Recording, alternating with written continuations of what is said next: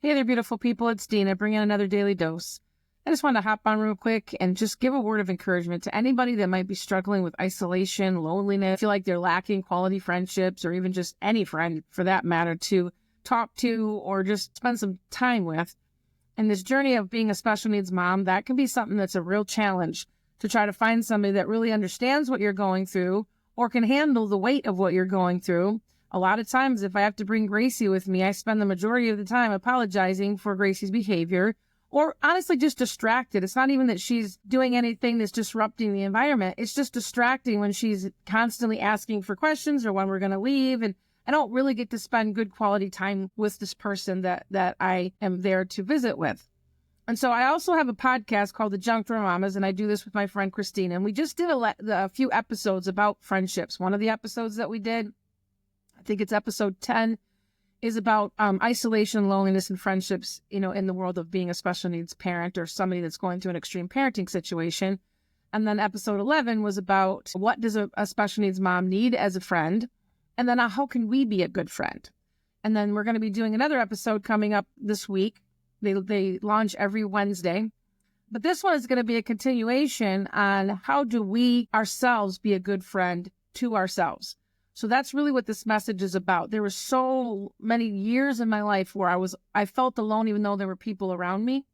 But the biggest part of that, especially when you are the sole caregiver of your child, maybe your spouse is working. My husband works outside the house, and then sometimes he works in the house, but he's got a job to do, so he can't necessarily watch her. He can watch her for, brief minutes, even an hour if I have to run out for an errand, but that's not real good quality time spent with friends. So I'm the one that's with her 90% of the time. So I do have to go out and I have to get things done, even though Gracie tends to have a lot of hard times out in public because she gets overstimulated. And almost always every single event that we go to or every shopping trip, there's some form of a behavior issue or meltdown or just her navigating the extreme noise or people or stimulations. So I'm kind of stressed when I'm trying to get through that with her. And that affects me and my ability to manage stress. And so when it comes to being by yourself, and if you're somebody that has to spend the majority of your day alone, which is me, I might be on here doing these videos every day, but my house is pretty quiet at home. It's me and Gracie, and my husband works, his office in the basement. Mine's all the way upstairs in the top floor of our house. And Gracie's usually playing in her room if she's not asking me incessant questions. But I do spend the majority of my day alone by myself. So for many years, I did not like myself. I didn't like who I was. I didn't like that I was always angry. Whether I was being that way to other people, I was being that way to myself. Internally, I was angry with myself. I always felt like I was making mistakes. I was doing something wrong. I just had this negative frequency around me all the time. I acted like I was a victim of my circumstances. That's what I thought. I was a victim of my circumstances.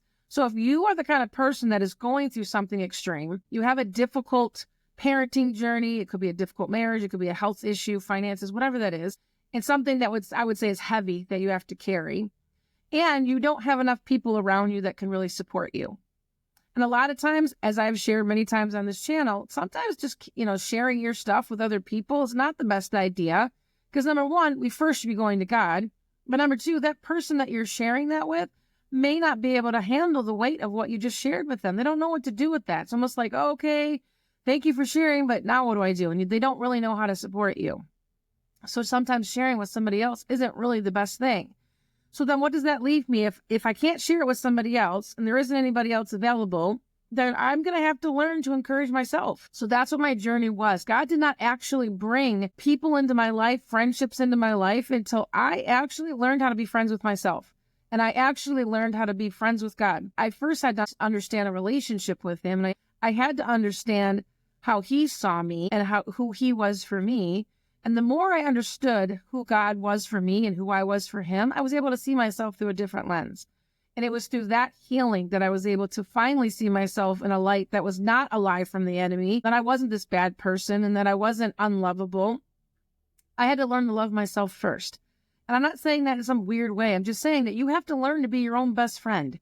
Sometimes there isn't anybody else around you. But honestly, if you can learn to be your own best friend, you could be a better friend. So this is really the message that I want to leave you. If I leave you with anything today, that we need to show up and be the kind of friend that we need. So if I were to pick a friend that I would want to be my best friend, and I do have a best friend, and, and her and I've talked about this. We are not good for each other if we are constantly bringing our garbage to each other. We're constantly complaining in this very negative frequency. It becomes hard to handle that. And then what you end up finding is that if that's the kind of friend that you are, then most people will eventually end up avoiding you. You're going to come up on their phone and they're going to say, I don't want to talk to this person because I don't know what she's going to say. I don't want to be that kind of person. I don't want to be the kind of person that somebody avoids because they don't know how to handle what might come out of my mouth. So for many years, I didn't say anything, and that's not healthy either, because then that internally, like, it just disrupts your hormone levels and your cortisol levels and your stress and all of that. So I did have to learn to share. I couldn't just keep it to myself, but I also had to learn a balance about what to share and what not to share. When was it that God just wanted me to go to him? And when is it that I was supposed to go to somebody else? But honestly, it was really a long season of me wrestling back and forth with God and learning to see myself in a different way before he ever brought friends into my life. And even when he brought friends into my life, good quality, godly women, mentors, and friendships, I still had to learn how to navigate that because I spent so many years alone. And again, when you're somebody that is in the spotlight, and I've always been a public speaker, a teacher, a leader, that kind of thing. I'm doing videos now. So I am speaking into other people's lives, but that doesn't necessarily mean I have a lot of people around me or that I have a lot of close quality friends. A lot of times when God calls you to something where you're leading or you're coaching, sometimes that can be a lonely journey. I don't necessarily have a lot of friends that I hang out with and go have coffee with and go shopping with. I've never really had that. And that's okay. I'm okay with that now. At one point in my life, I felt like I was missing out on something and that there was something wrong with me. But I know now, and I'm confident enough in who I am, that it is okay. And I actually enjoy being alone. That is how I refuel. I can get on a stage and I can talk and I can be around a group of people and I can get a lot of energy from that and excitement. But at the end of the day, I want to go home and be alone. I definitely refuel by myself. So I'm actually an ambivert, which is I'm an extrovert and an introvert. I can be an extrovert, and most people would probably think that I am an extrovert because I can be charismatic and talk and all of that in front of people. But honestly, I prefer to spend time alone by myself. So if I prefer to spend time alone by myself, and I am alone by myself most of the time because all of my adult children are grown and out of the house, so I only have 𝗂𝗂 now, I have to learn to be okay with being by myself. And if I'm always negative and I'm always complaining and I'm always in this negative frequency, then I don't even want to be around myself. So how do you get away from yourself when you're the one that's being negative? You have to learn to transform that. And the only way that you can transform that is in surrender and allowing the Holy Spirit to rebuild you, rebuild your character, rebuild your personality even. People think we're born with one personality, and I disagree.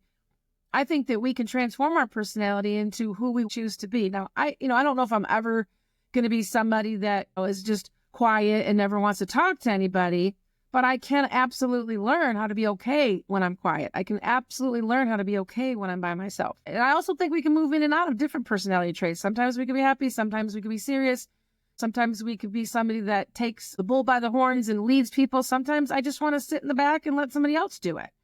But here's the thing. If you don't understand who you are and what you struggle with and being self-aware of how you impact other people, it has to start with phase one is really being self-aware. How do I become a better friend? Well, I first got to know how I'm operating. I first have to understand how I am being a good friend to myself. There's so many times that we talk to ourselves in ways we would never speak to another person. And even if you're not sitting there talking out loud, your emotions say what you would actually say out loud.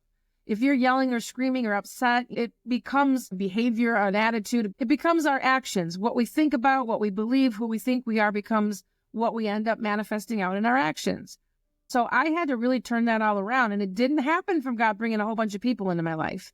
It actually happened by him just working with me and breaking off lies that the enemy told me. And I had to really learn how to be okay with myself. And honestly, now that I'm at the age that I'm at in my life, when I was younger, I needed people around me all the time. And I got bored easily and I always wanted to be with my friends. I think that's normal as a teenager. And then as you grow and have your own family, that sort of changes. But at the age I'm at now in my 50s, almost 60s, I am totally okay being by myself. I don't need a lot of people around me.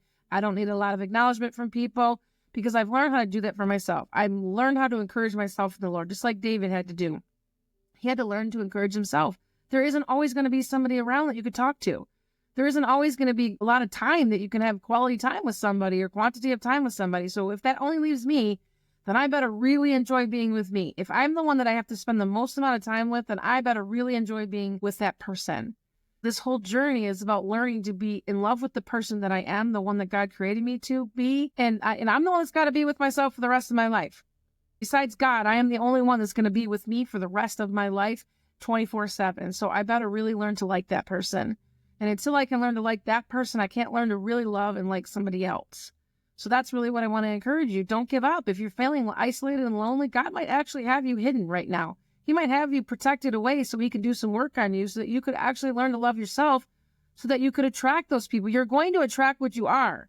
So if you're always negative and you're always complaining and you're in this negative frequency, you will attract that to yourself. You will attract those same kind of people, those same kind of friends. But if you're somebody that is confident and somebody that loves who you are and you love being around yourself and you're proud of who you are and you're proud of what God has done in your life, you're going to attract people that are successful that are also working on themselves. I always want to be mindful of that.